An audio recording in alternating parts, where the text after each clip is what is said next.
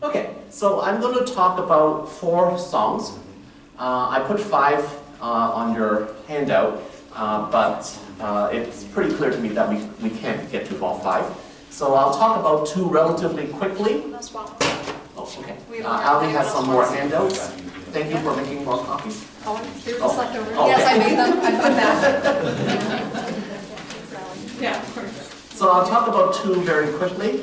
One is a song about railroad workers, and one is about Cuban plantation workers. And then afterward, I'll focus on 2 songs about Vincent Chin, partially because it's June 30th. It's shortly after the anniversary of Vincent Chin's death, so we will focus on that. So the first song is by Dawen.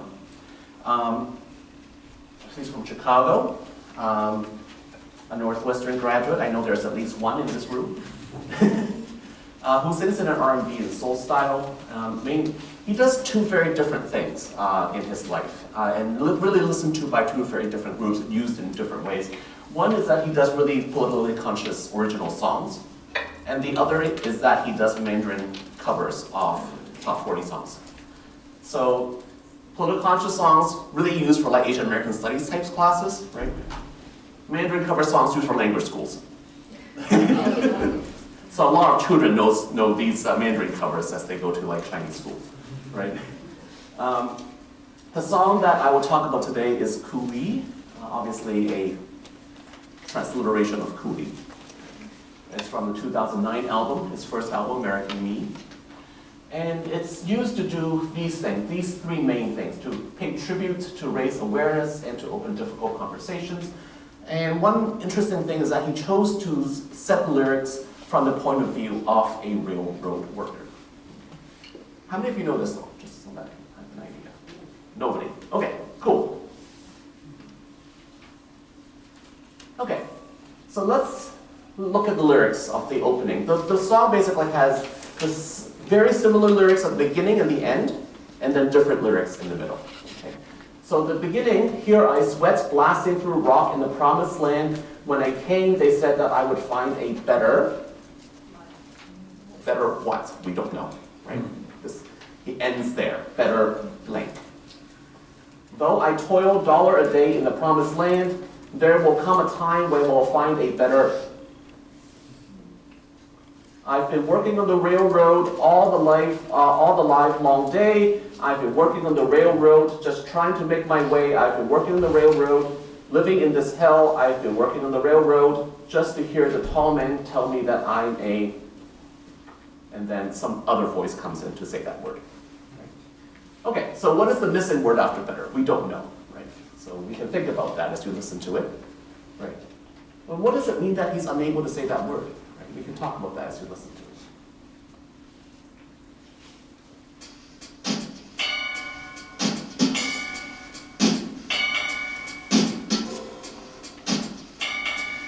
Okay, right. So there's the percussion that sounds like construction. Right? Is he just making a construction sound? At this point, you're not quite sure yet. I sort of gave it away. The word is chick.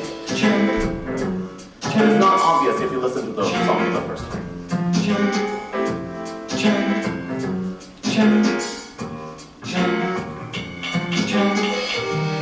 Here I sweat, passing through rock in the promised land.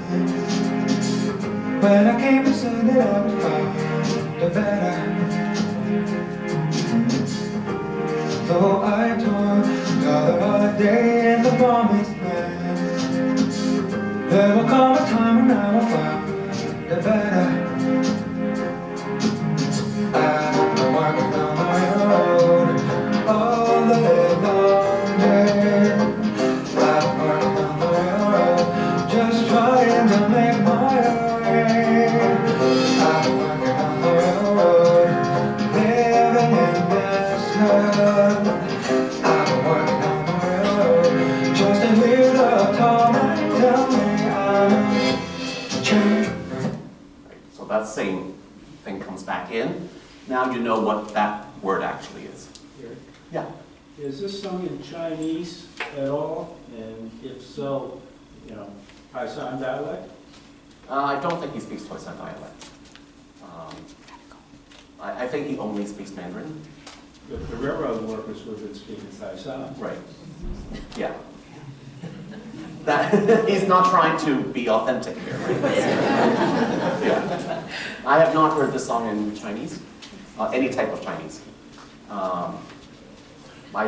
It's possible that he has done one, but I have not heard it. It is not released anyway. But if it's done one live, I wouldn't know. But we don't even know if it's legitimate, do we? Oh, but he's not trying. I mean, these are his words, right? Oh, okay. Yeah, it's not not a translation of a real Somebody railroad worker. wrote it. It's his words. Yeah, yeah, he wrote the words. Okay, so the bridge section, right? This is the different lyrics. No matter how much I labor at the track, no matter how many miles I can lay, the sun will always be burning on my back, and I will never see a cooler day. This could, of course, be somewhat ironic, given what we know about the conditions of building the railroad in the winter. All you gotta do is to take a look. All you gotta do is to be aware. For if you open the history book, you'll find that I'm barely even there. Here I am, not the right race in the promised land. Guess I should have thought that one day it would matter.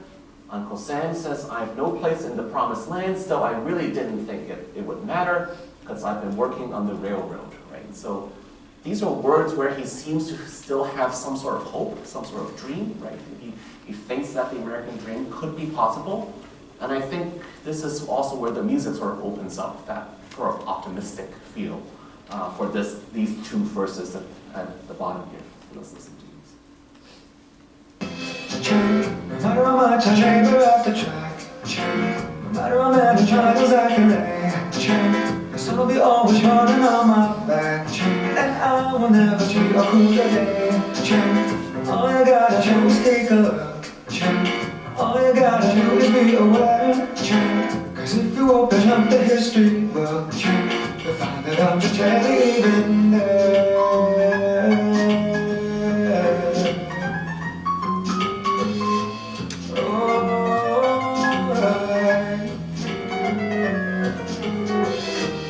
Here I am, not the right race in the promised land. Guess I should have thought that one day it would matter. Uncle Sam says there's no place in the promised land. Still I really didn't think that it would matter. Cause I've been working on the rail. Okay, so you can hear that as in the last two verses here, the music really goes to the higher register, really high sounds, right? Very smooth sounds as opposed to the earlier part of the song. But whether this is sustainable or not, we'll see at the end, right? Any thoughts? Yeah, please.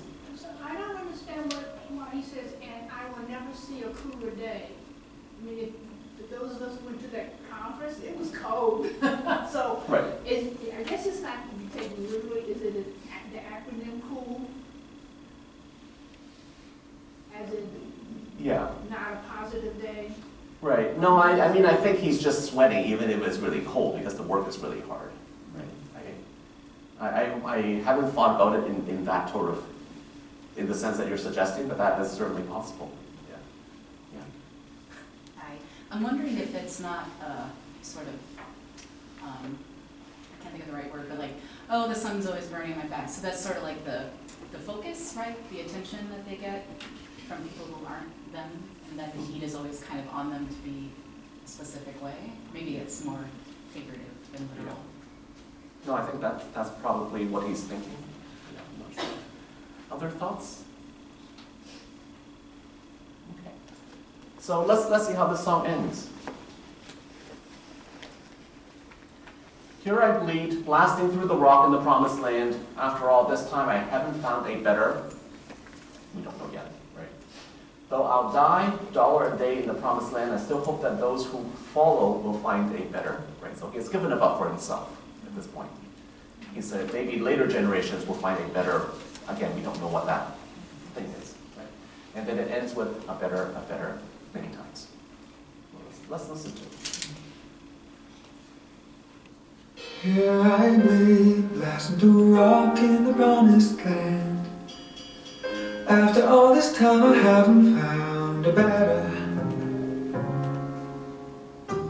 Though I'll die, dollar a day in the promised land, I still hope that those who follow find a better.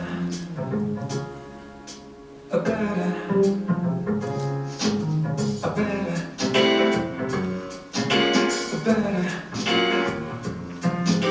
A better. A better.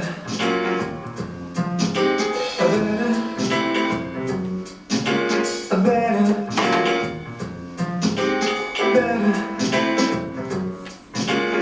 Better. Better. Thoughts? Yeah. I think the better he's talking about is the better life. Because I went to the same conference that Regina here did. It was the 150th anniversary of the completion of the Transcontinental Railroad.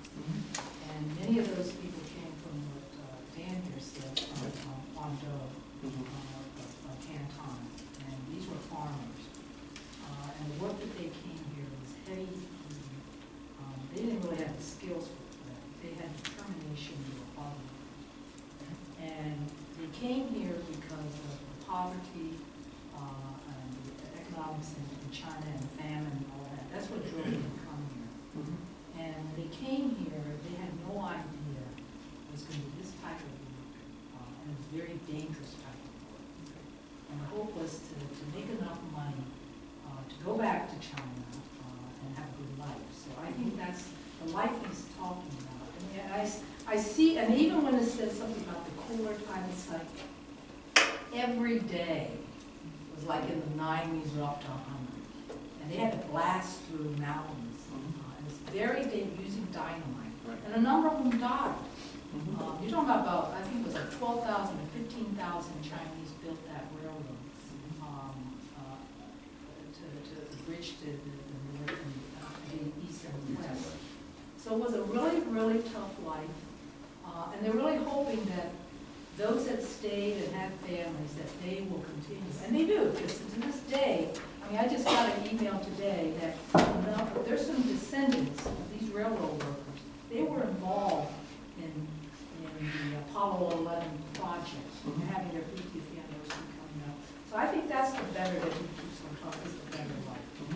Yeah. So why don't you think he says life? Because he didn't get it. This guy didn't get it. He's hoping that his children and those that continue on will get it. I mean, that's my interpretation. Yeah. That's great. Yeah, thank you. Other thoughts? Do you think it's optimistic at the end that it might happen? Well, it did happen. We're proof of it.